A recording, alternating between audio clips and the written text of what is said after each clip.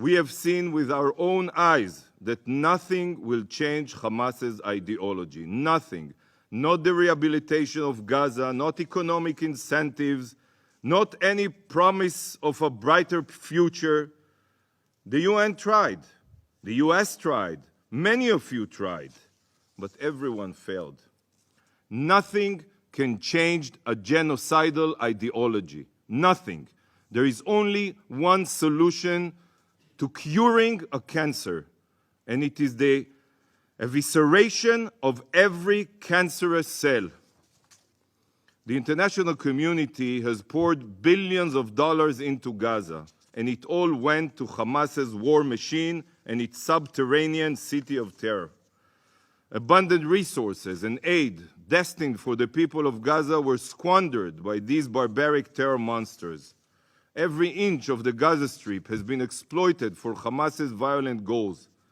To Hamas, Gazan civilians are nothing more than cannon fodder, human shields who in death become pawns for Hamas's libelous propaganda campaign. They are threatening, right now, as we speak here, they are threatening Gazans not to evacuate south, by the way, as we evacuated our civilians near our southern border, and then use their bodies to recruit countries to pressure Israel. So let me be clear. Israel is on a rescue mission to save our hostages, a rescue mission to save our future and to save the people of Gaza from their savage tyrants, a rescue mission. This rescue mission can end quickly. Should Hamas put down their arms tomorrow, return our hostages, and turn themselves in, this war can end without one more shot being fired. Why are you not calling on Hamas to do this? Why isn't this part of the resolutions? Distinguished Council members, I will reiterate. The Security Council now stands at one of its most pivotal crossroads. Will the Council support the fight for civilization, or will it incentivize the genocidal jihadists who aim to murder all the infidels? For a body dedicated to security, this shouldn't even be a question.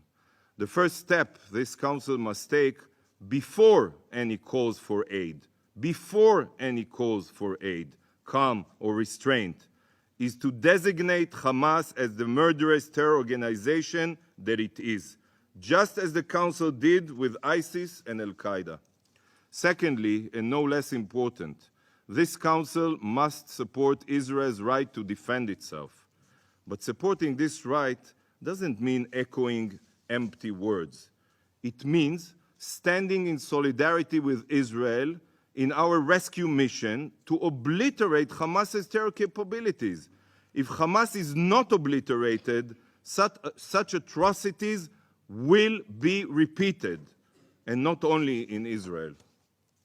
Supporting Israel's right to defend itself means supporting Israel's goal of eradicating these cancerous jihadists.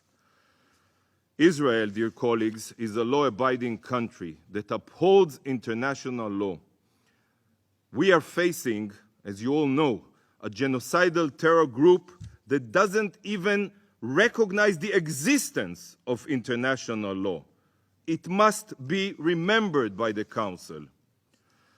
So how can it be that the focus of the Security Council is not, and I elaborate, number one, to designate Hamas as a terror organization. Number two, to hold Hamas fully and solely accountable for the situation in Gaza. Number three, to fully support Israel's right to defend itself. And number four, to immediately and unconditionally demand from Hamas to release all the abducted hostages. I urge you all to think about these objectives and that they all be addressed in any future discussions. Israel will not accept having her hands tied while we are fighting for our security and for our children's future.